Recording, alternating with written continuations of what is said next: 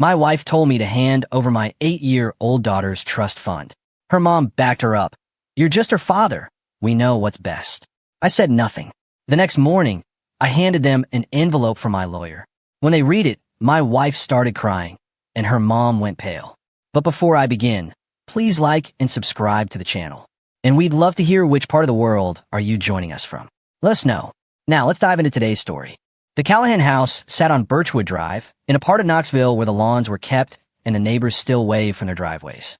On most mornings, a visitor driving past would see nothing unusual. A modest two-story with cream siding, a dogwood tree in the front yard, a bicycle leaning against the porch rail. Nothing that said trouble lived here. Nothing that suggested the inside of that house had been quietly coming apart for months. Andrew Callahan stood at the kitchen sink and watched his daughter pack her school bag.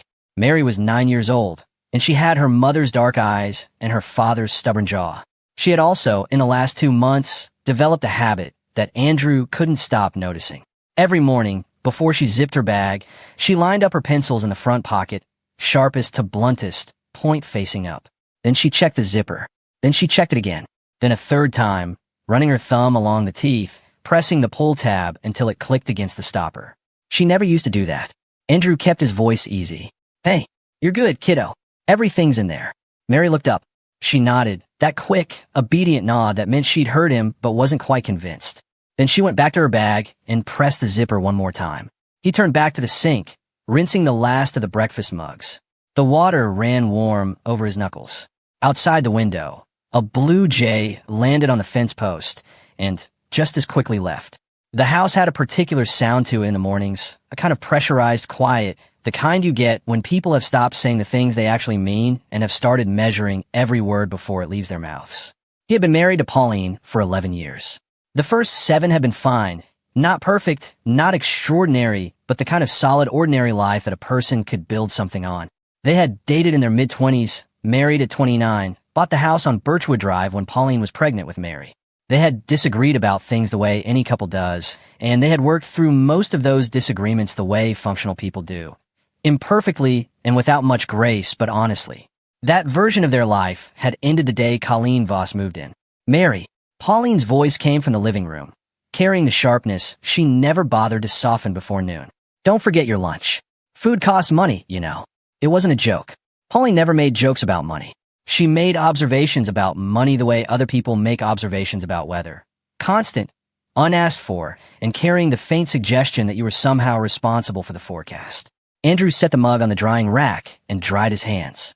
He didn't say anything. From the couch in the living room, Colleen Voss, Pauline's mother, shifted against the cushions with a sound like a door with a stiff hinge. She'd been living with them for 4 months.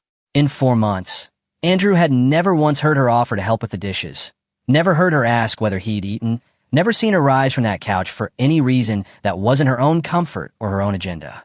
She had 2 modes in this house, passive observation and pointed comment. This morning, she chose the second. Some people don't understand how to manage what they have, Colleen said. She was looking at the television, but she wasn't watching it. She was performing looking at the television, the way she performed most things. Andrew knew who that sentence was aimed at. It was always aimed at him.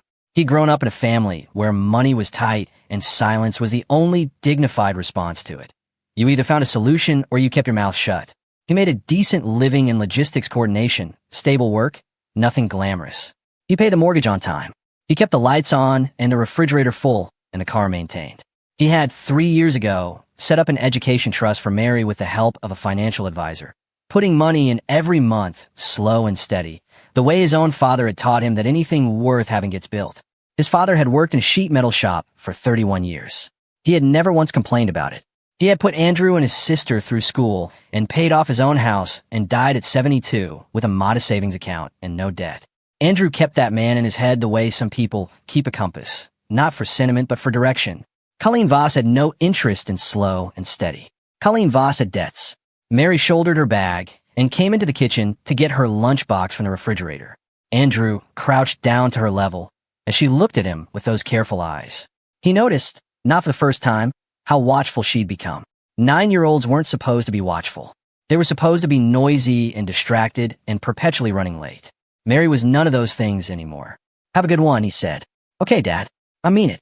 Something loosened in her face, just slightly, just enough. She gave him a real smile, small and quick, and then she was gone through the front door, and Andrew could hear Pauline calling after her about remembering her sweater. He stood back up and looked at the empty kitchen.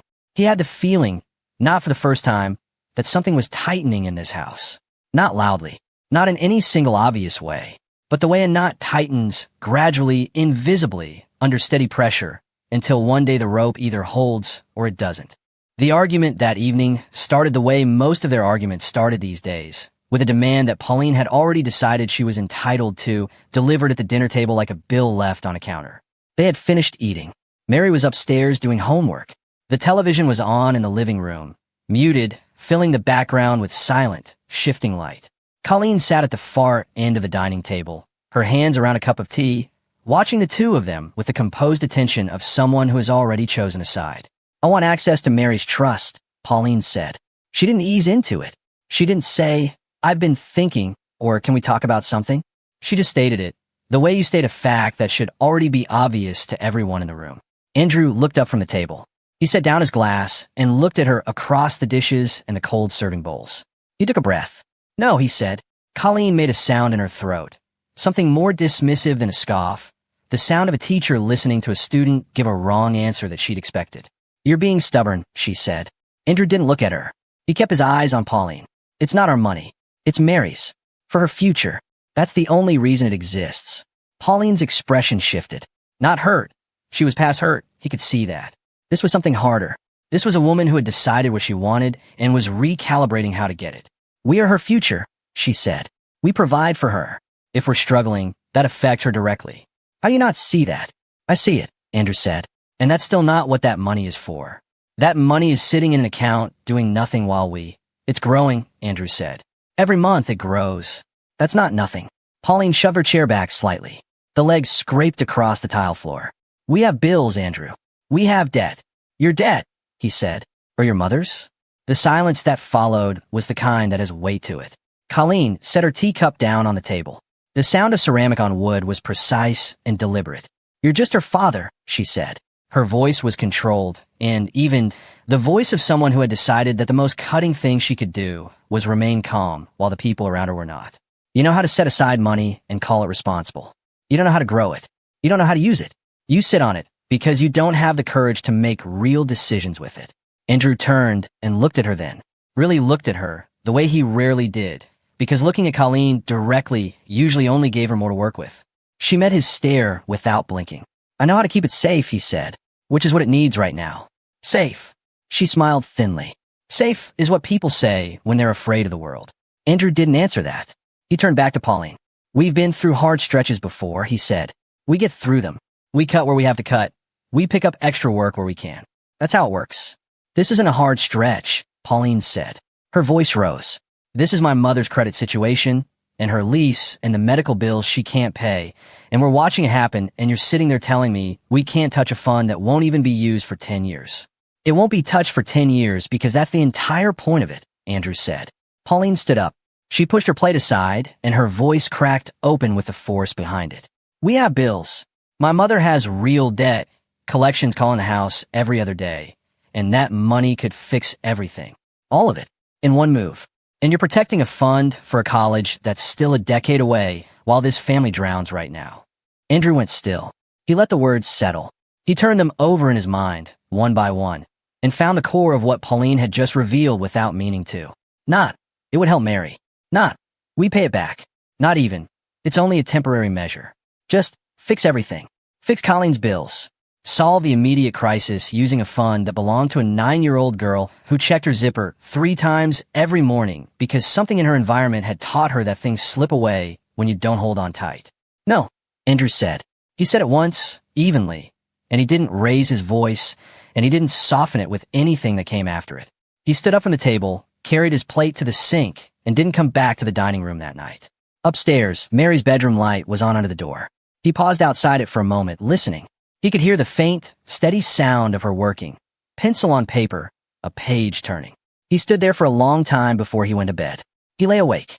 He watched the ceiling and listened to the house. Downstairs, he could hear Pauline and Colleen talking, low, fast, the kind of conversation that isn't meant to carry. He didn't try to make out the words. He didn't need to. He thought about Pauline the way you sometimes think about someone when things are bad enough that the distance makes the earlier version of them visible again. He thought about when they'd first moved into this house, before Mary was born, before Colleen, before the pressure had started accumulating into something that changed the shape of everything. Pauline had been different then, warmer. She'd had a kind of easy, forward-moving energy that Andrew had admired, the way she engaged with the world directly and without hesitation. She'd been the person who suggested things, started things, called her friends on a random Tuesday, because she felt like it. He didn't know exactly when that had changed. He tried to locate the moment over the last year and couldn't find it. It wasn't a single event. It was more like a tide, gradual, steady, and by the time he noticed how far it had come in, the ordinary geography of things was already different. What he did know was that wherever Pauline had gone, she'd taken a part of their marriage with her. And what had filled the space, the pressure and the resentment and the logic that said a child's money was a resource rather than a protection. That was something he couldn't accommodate. Not because he didn't understand the difficulty of it. He understood pressure. He'd lived under pressure his whole adult life. But understanding a difficulty was not the same as accepting what people did in response to it. He knew what kind of family he was living in now. He'd known it for a while. He'd just been slow to admit what that knowledge required of him. 2 days later, Andrew picked Mary up from school. She got into the car the way she always did, backpack first, then herself, then door, but something was different. He caught it before she'd even buckled her seatbelt. Her movements were slower than usual. Not tired slow, more careful slow, the way you move when you're holding something still inside you. How was school, he asked. Fine. She looked out the window. He pulled out of the school lot and drove without pushing it. Sometimes she needed a few minutes. Sometimes the 10-minute drive home was enough to let things surface on their own. The radio was off. The car hummed over the pavement. A yellow school bus pulled out ahead of them, and Andrew slowed behind it, unhurried. 3 blocks from the house, she spoke. Dad, yeah. A pause. He kept his eyes on the road. Grandma said I should take something, so I don't feel nervous at school. Andrew's hands didn't tighten on the wheel. He made a deliberate choice to stay easy. Yeah, he said. What did she mean by that? She gave me something this morning, before you got up. Mary's voice was matter of fact. The way children's voices are when they're reporting something they've been told is normal. She said it would help me concentrate. She said I've been having a hard time, and this would help. What did she give you? I don't know. A small white pill. She put it on the counter with a glass of water. The world outside the windshield kept moving. Traffic lights, storefronts, a woman walking a dog. But something inside Andrew's chest became very still. Not tense. Still. The way a room goes quiet before a sound that changes something. Did your mom know? He asked. Mary nodded. She was in the kitchen when Grandma gave it to me. She said it was fine. She said Grandma used to give her stuff like that when she was little and it never hurt anyone. Andrew didn't speak for the last 2 blocks. He parked in the driveway and sat for a moment with the engine off, looking at the garage door. Then he said, quietly, Thanks for telling me, Mary. Is it bad? She asked. No, he said. You didn't do anything wrong. You did the right thing. Come on inside. He made her an after-school snack, apple slices and peanut butter, and watched her settle at the kitchen table with her homework. He watched her the way he hadn't watched her since she was a toddler learning to walk, closely, looking for anything that wasn't right. Her color was fine. Her speech was normal. She laughed once at something in her book. She seemed okay, but he didn't know what she'd been given. He didn't know the dosage. He didn't know if she'd been given it before. If last week's unusual sleepiness at dinner had been the same thing, or the Thursday 2 weeks ago when she'd fallen asleep on the couch before 7 o'clock and he carried her to bed thinking she was just tired. He didn't know, and that was the thing that had taken up residence behind his sternum and wasn't going to leave. That evening, Colleen was in the kitchen when he came downstairs after helping Mary with her reading. She was making tea, her back to him, moving through the kitchen with the easy ownership of someone who has decided it belongs to her. Mary seemed more settled today, Colleen said, without turning around. I've been worried about her anxiety. She's been too tightly wound. Andrew stood in the doorway and looked at her. Children get overwhelmed, Colleen continued, opening the cabinet for the honey. A little help now, and then isn't the end of the world. My doctor recommended this same thing for me years ago when I was under stress, and it made all the difference. I thought don't, Andrew said. Just the one word. Colleen went quiet. You do not give my daughter medication, Andrew said. His voice stayed flat and measured. You do not give her anything without telling me. Not vitamins. Not supplements. Not a piece of candy she didn't ask for. Nothing. Colleen turned around now. The pleasantness was gone from her expression, replaced by something that was trying to decide between genuine offense and damage control. It was completely harmless, she said. I've taken it myself for years. That's not the same thing, Andrew said. You don't know her physiology. You don't know how a child's body processes what an adult body processes differently. And more importantly, you didn't ask me. You made a decision about my daughter's body, and you didn't ask me. I was trying to help her, Colleen said. You were doing what you decided was right without consulting the person who has the right to decide, Andrew said. That's not helping. He left the kitchen. He went upstairs and sat on the edge of the bed in the dark for a long time. This wasn't anger. He'd expected anger to come, and it had arrived and passed through him very quickly, the way it sometimes does when something happens that's serious enough to cut through the usual noise. What was left behind was something different, something that didn't need to be maintained or managed, something colder and more useful. He thought about Mary's zipper, the way she checked it 3 times every morning, the way she nodded at him like she wanted to believe him but needed him to say it again. He thought about a 9-year-old girl being handed a pill at the kitchen counter before her father was even awake, with her mother standing right there saying it was fine. He thought about the trust conversation, Pauline's voice cracking open with the truth of it, the debts, the collections callers, the logic that said a child's future was a resource to be harvested for the present. He thought about what kind of home this had become, and what kind of man he intended to be in it. He sat there long enough for the house to go fully quiet around him, for Colleen's light to go off down the hall, and for Pauline to come upstairs and close their bedroom door without a word, and for the furnace to cycle on and off twice. He sat in the dark, and he let himself be certain. He thought about his father, not a memory of any specific event, just the shape of the man, the steadiness of someone who understood that the most important things a person does are rarely the ones anyone sees. His father had not been a man of speeches or gestures. He had been a man of consistent, unremarkable days. Andrew had grown up thinking that was ordinary. It had taken years to understand that it was rare. What he needed to do was not complicated. It was hard. There was a difference, and it would require him to move carefully and without noise, and to be the kind of person who does what needs doing without waiting for a version of events that makes it easier. He had never been good at waiting for easier. Not anger. Clarity. The next morning, Andrew was up before anyone else in the house. He stood in the kitchen in the early gray light, making coffee, and he thought clearly and without urgency about what the day needed to look like. There was no version of this that involved confrontation. Not yet. There was a sequence of things that needed to happen, in order, without noise, and the first thing on that list had nothing to do with lawyers or documents or any kind of strategy. The first thing was making sure his daughter was all right. He woke Mary at 7:30, same as always. He told her they were going to make a quick stop before school. He kept his tone light, the way you do when you need a child to feel safe about something they haven't asked questions about yet. She came downstairs with her hair, still slightly messy, pulling on her shoes at the bottom of the stairs while he poured orange juice into a travel cup for her. Is it the doctor? She asked. A clinic. Just to check in. Make sure everything's working right. She looked at him over the tops of her shoes. Am I sick? No, kiddo. I just want someone to look you over. It's quick. She accepted this the way she accepted most things Andrew told her, with a small nod and a trust he tried to be worthy of every single day. The clinic was a family practice office on Millbrook Road, the kind of place with framed photos of hiking trails in the waiting room and a fish tank by the front desk that made a low, constant hum. The receptionist was efficient without being rushed. The wait was 20 minutes. Andrew sat beside Mary in the plastic waiting room chairs and read a book about a bear family that he pulled from the children's basket in the corner. Mary watched the fish. Dr. Renata Okafor came in with a notepad and an easy way of talking to children. Direct but warm, the kind of doctor who made eye contact with her youngest patients and didn't speak past them to their parents unless the situation required it. She asked Mary a few questions about how she'd been feeling. Sleeping, eating, whether her stomach ever hurt at school. Mary answered carefully, honestly.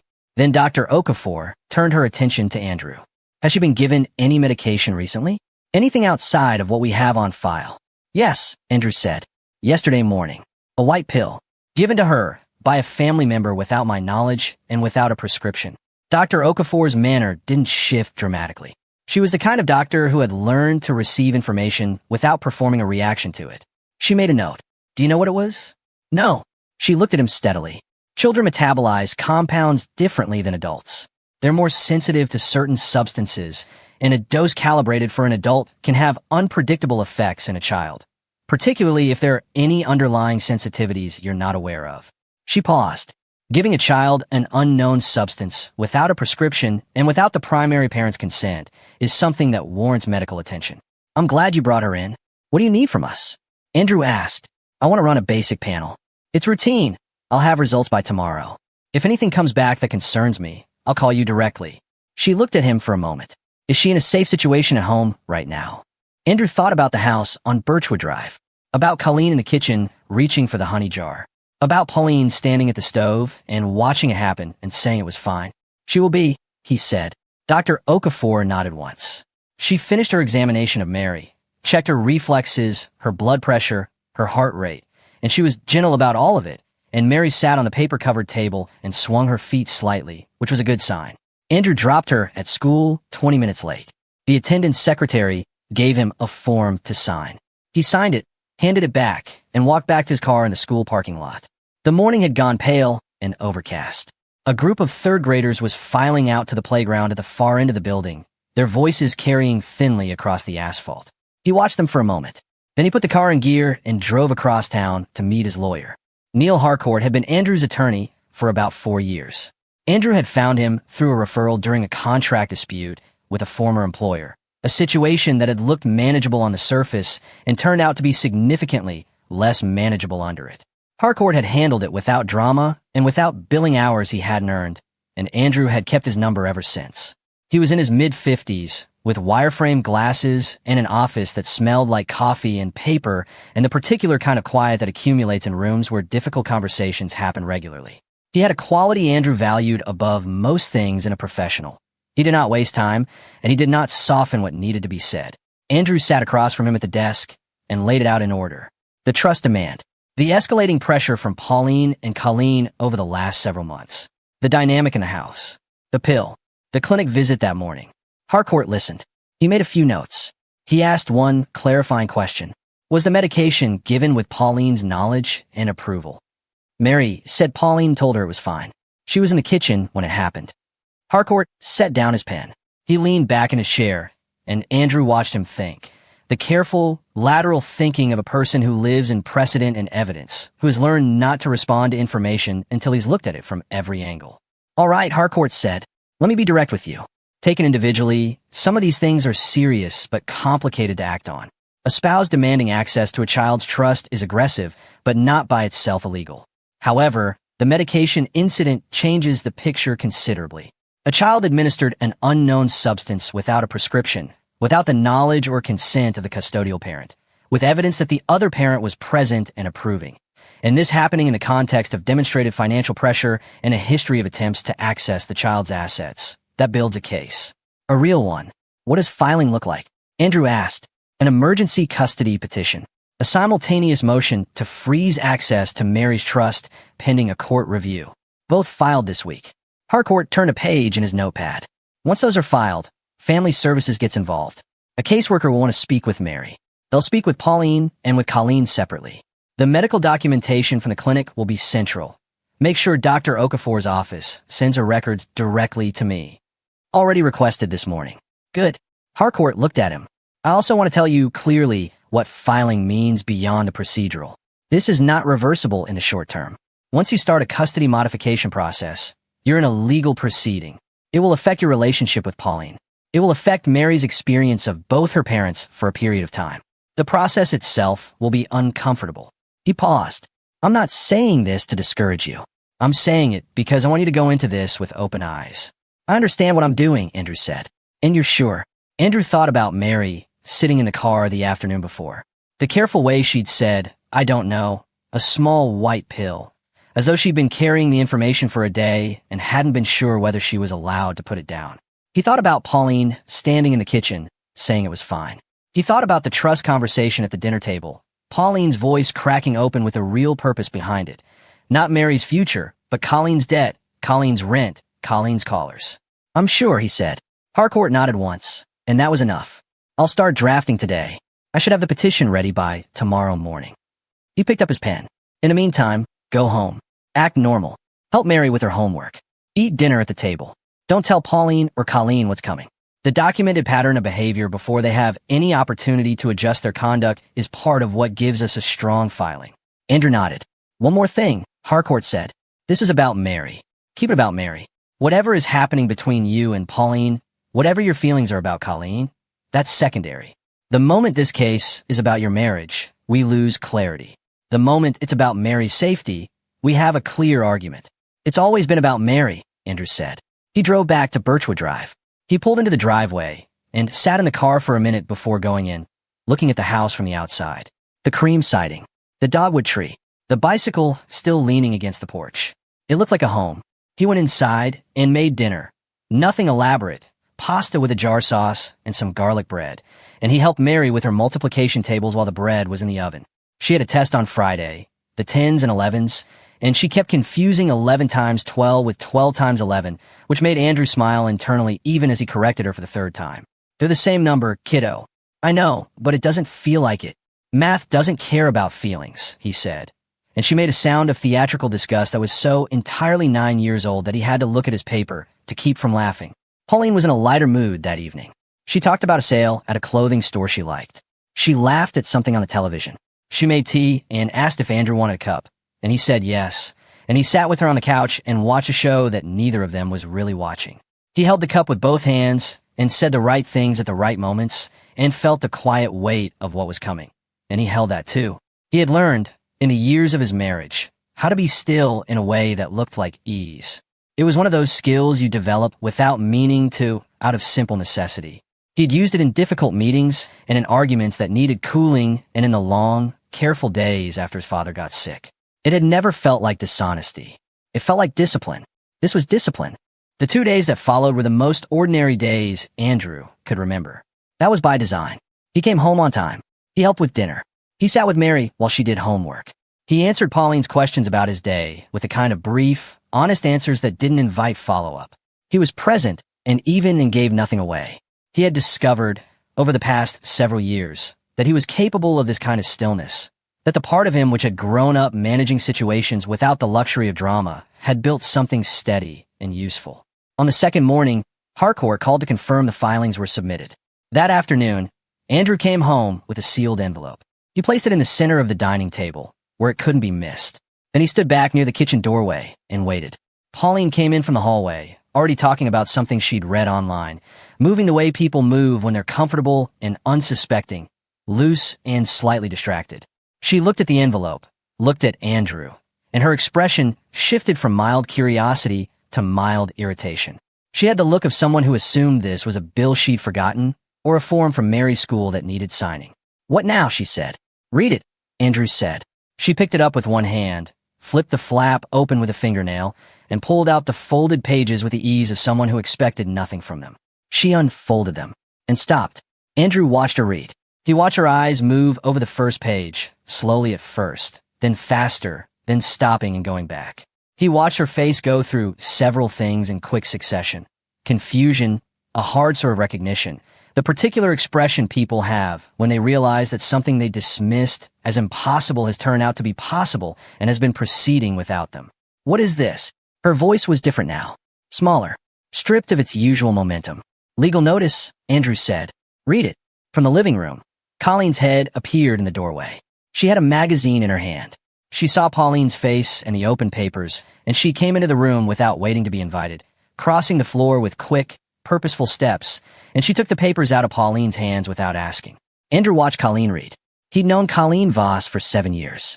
In 7 years, he had seen her be dismissive and condescending and occasionally precise in her cruelty. The kind of cruelty that people who value their own image get very good at. The kind that sounds like concern or common sense when you say it out loud, so that no one can ever quite accuse you of it directly.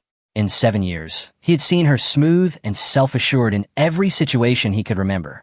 He had never seen her afraid. She was afraid now. The papers trembled slightly in her hands. Not from emotion. Colleen would not allow that in front of him, but from the small, involuntary tremor of a person whose body is responding to information faster than her composure can keep up. She read the first page, then the second, then went back to the first. Pauline sat down heavily in the dining chair. She set both hands flat on the table, as though the table needed steadying. The silence in the room pressed against the walls. Outside, a car drove past on the street. Somewhere down the block, a child called out to another child. How ordinary things stayed, Andrew thought. right at the moment when something stopped being ordinary for good. Colleen set the papers down on the table and looked at Andrew. Her voice was measured and controlled, but the fear was there under it now, clearly visible to anyone who knew what to look for. "You filed for custody," she said. "Yes," Andrew said. "And you're freezing the trust." "Yes." Pauline raised her head. Her eyes were bright and raw. She looked in that moment like someone who had just understood something she'd been choosing not to understand for a long time. The specific reckoning that comes when you realize that a situation you believe you were managing has actually been managing you. "Andrew, read all of it," he said. "There's more on the second page." He left them there with the papers and the light of the muted television drifting in from the living room. And he went upstairs, and he checked on Mary, and he sat in the chair by her window until she was asleep. Pauline found him in the backyard. It was getting dark. The last of the evening light had gone orange and flat above the fence line. Andrew was sitting on the back deck steps, not doing anything in particular, just sitting the way you sit when you've made a decision that can't be unmade and you're letting the rest of yourself catch up to the weight of it. He heard the back door open. He heard Pauline's steps on the deck boards, tentative, not her usual confident stride. She sat down beside him, not close, leaving a deliberate gap between them, and for a moment neither of them said anything. The yard smelled of cut grass and something damp coming up from the garden beds. "You filed for custody," she said finally. "Yes." A pause. The blue hour deepened. "You're trying to take my daughter." Andrew looked at the yard. The dogwood at the fence line had gone bare. The garden Pauline had started planting 2 summers ago and never returned to was overgrown and tangled, the beds broken by weeds. "I'm trying to protect her," he said. "From what?" Pauline's voice had the sound of something straining against a seam. "We're her parents. We live in the same house.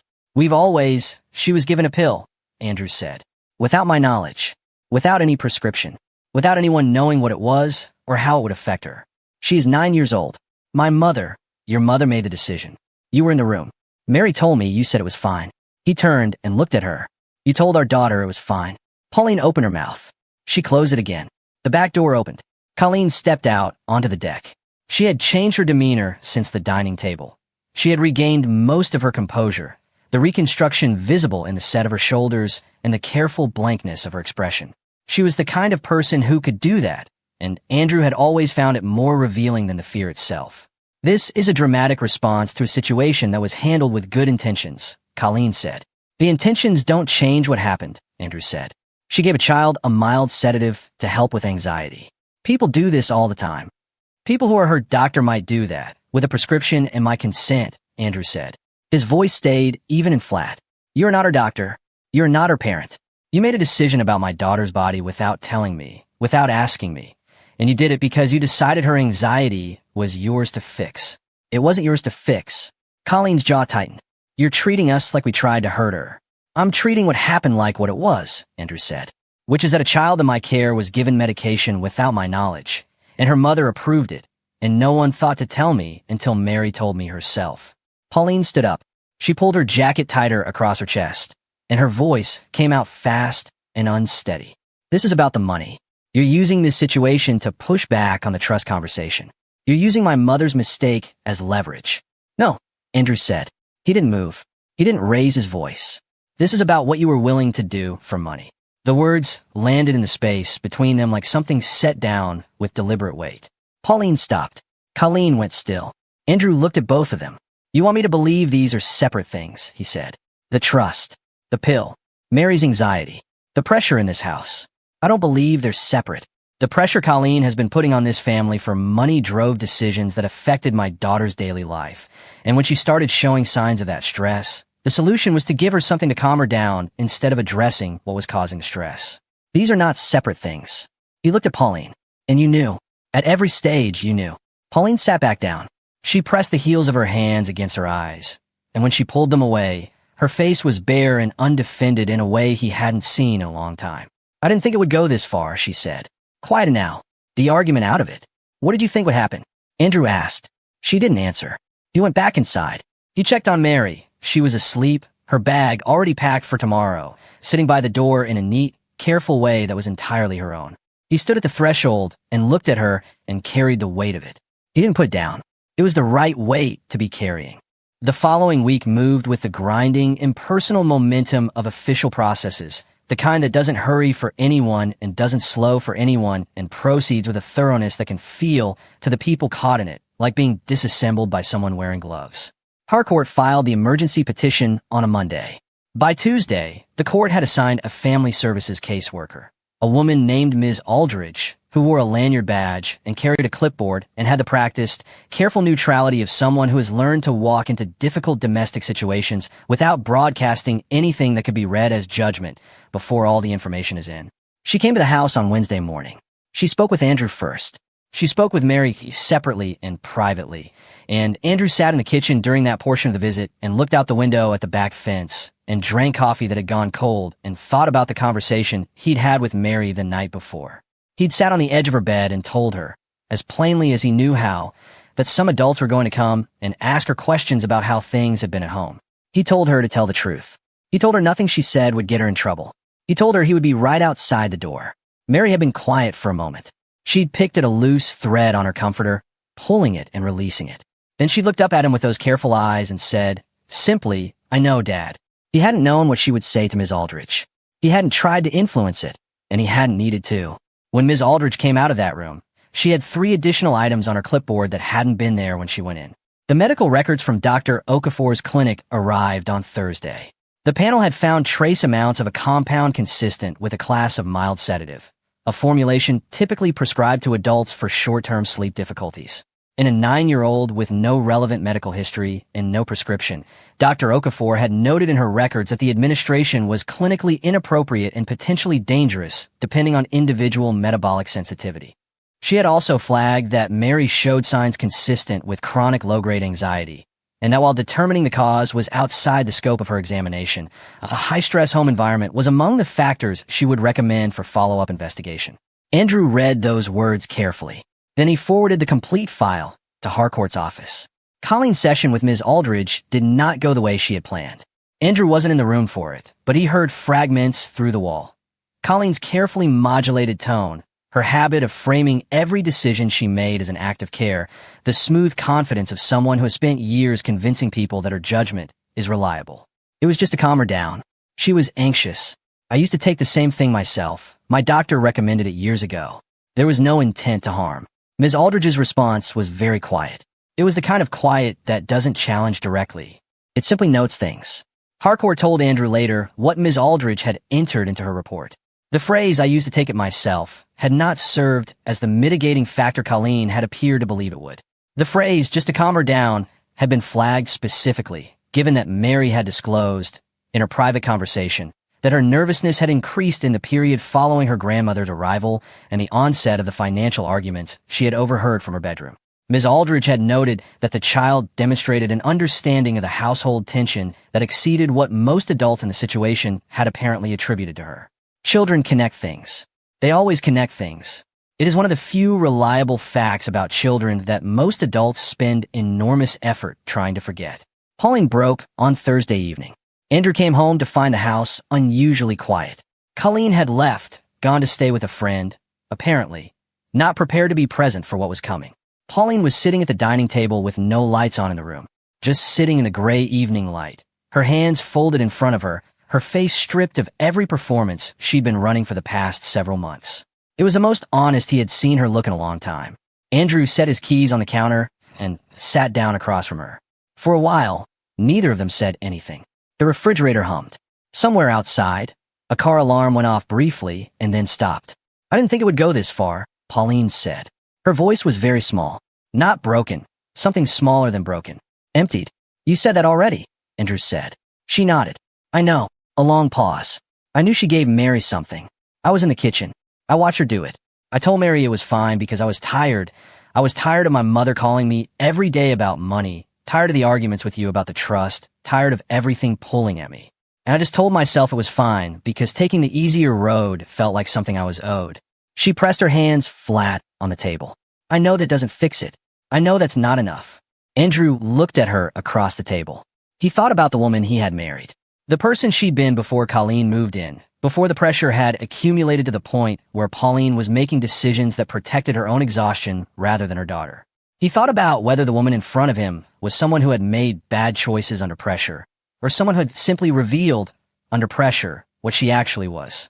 He didn't know, and he'd stopped trying to decide, because the truth was it didn't change anything now. Mary checked her zipper 3 times this morning, he said. Every morning, every day, for the past 2 months. Because she's anxious. Because she's been living in an anxious house, and she's been absorbing it, the way children absorb everything they live in. And instead of someone saying, let's make this house calmer, let's protect her from what's happening between the adults, your mother gave her a pill. Pauline looked down at the table. I know. No, Andrew said, not unkindly, just accurately. I don't think you knew. I think you chose not to know, and that's its own kind of decision. She didn't answer that. The room held the silence between them, the way a room holds the last moment of something, the specific final quiet that marks the point at which a thing is over, not dramatically and not loudly, but in the way things actually end, slowly, and with both people understanding it before either of them says it. Andrew got up. He went to check on Mary, who was asleep with one arm across her homework notebook, her pencils lined up along the edge of her nightstand. He moved the notebook to the desk, turned off the light, and stood for a moment in the doorway. He went to bed. The legal process moved on its own schedule, and Andrew had learned, somewhere in the course of this, not to fight that. He let Harcourt manage the procedural details. He focused on what was in front of him, Mary's routine, his own steadiness, the daily acts of showing up that mattered more than any single dramatic gesture. The charges against Colleen arrived through the district attorney's office on a Thursday morning. Child endangerment. The specifics involved the administration of a controlled substance to a minor without prescription or parental consent, compounded by the documented evidence that this had occurred within a pattern of financially motivated conduct. The trust access demands, Colleen's debt history, the caseworker's report. The charges did not require Andrew to do anything further. The process had its own weight now. Andrew was at work when Harcourt called. He stepped out of a meeting to take it. Colleen was charged this morning, Harcourt said. Arraignment is next week.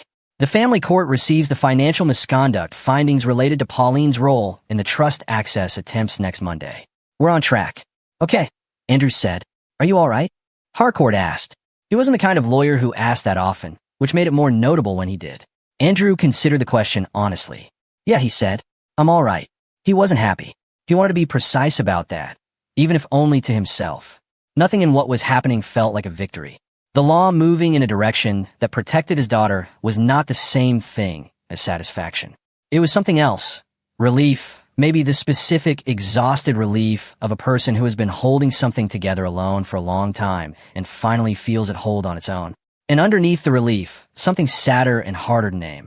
The knowledge that a marriage had ended not in a single dramatic moment, but in the accumulated weight of smaller moments, each one a choice someone made to protect the wrong thing. The day the family court finalized the primary custody arrangement, Pauline came to find him. He was loading boxes into his car. He'd signed a lease on a smaller apartment the week before, closer to Mary's school, 2 bedrooms, clean and simple and very much his own. He'd been doing the move in stages, carrying things out in the mornings while Mary was at school, giving the house time to adjust to what it was becoming without making it dramatic for anyone. Pauline came out the front door and stood on the porch. Andrew. He closed the trunk of the car and looked up at her.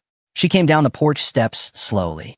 She was crying quietly with the steady, unhurried quality of someone who has been crying off and on for several days and has stopped trying to control when it happens. She stood in front of him on the front walk with her hands at her sides. Please, she said. I know I don't have the right to ask. I know what I did. But please, tell me there's some way to fix this. Some version of this where we don't know, Andrew said. Her face changed. You had chances, he said. Not one. Not a single misstep that you didn't have the opportunity to correct. I sat at that table with you and told you that trust was not ours to use. You had a chance to say, you're right, we'll find another way. You didn't take it. Your mother had a chance to come to me if she was worried about Mary's anxiety. She didn't. You had a chance to tell me the same morning it happened, before Mary told me, before the clinic, before any of this was set in motion. You didn't take it. He met her eyes steadily. Every decision point, you made the wrong choice. Not maliciously, but consistently. Pauline was crying in earnest now. I know all of that. Her voice was barely above a whisper. But she needs her mother.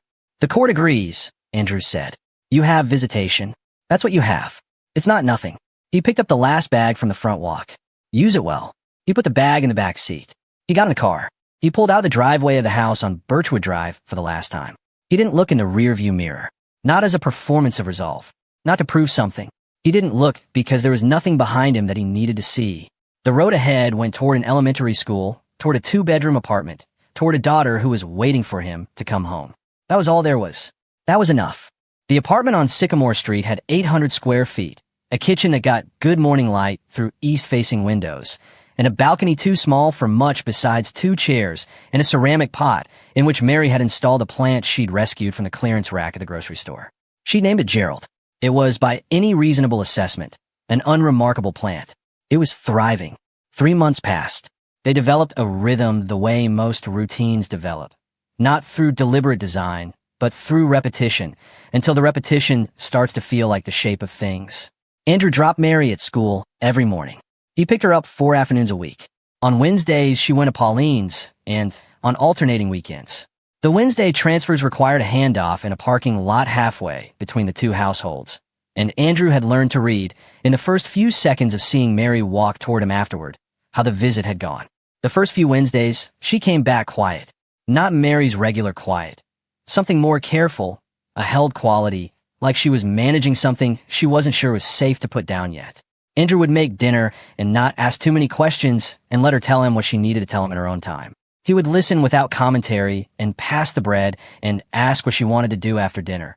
And gradually, over the course of an evening, she would decompress. By the 6th or 7th Wednesday, that quality was gone. She came back from Pauline's and walked into the apartment and dropped her backpack in the hallway and said, "What's for dinner?" with the ordinary, careless confidence of a child who knows where home is. Andrew had been at the stove. He'd kept his back to her and given himself a moment. "Pasta," he'd said. "Again," she'd said. "Yes, again." She'd sighed dramatically and gone to change out of her school clothes. And Andrew had turned back to the stove and felt, quietly, like a person who has made a correct decision. He started noticing other things. Small things, but the kind that accumulate into something you can finally name. Mary stopped triple-checking her zipper. He noticed it one Tuesday morning in early December. She lined up her pencils once, the quick automatic habit still there, and then she zipped her bag and picked it up without a second pass. She talked through breakfast with her usual, half-distracted focus. And when he dropped her at school, she waved at him from the entrance without looking back. Not dismissively, just easily. The way children wave when they're comfortable enough to leave. He drove away from school and spent the rest of the morning in a meeting about shipping logistics, and he thought about his zipper check. Colleen's case moved through the courts without fanfare. Her attorney argued mitigating intent at sentencing. The judge noted that intent does not substitute for consent, and that the welfare of the child in question had been demonstrably affected by the household environment in which these decisions were made. Colleen received a suspended sentence, 2 years of probation, mandatory family education classes, and a formal record. She moved back to her own apartment before the case concluded. The relationship between Colleen and Pauline survived, as far as Andrew understood, but in a reduced and careful form. The kind of relationship that happens when a shared crisis binding 2 people dissolves and they discover that the bond was thinner than they'd thought.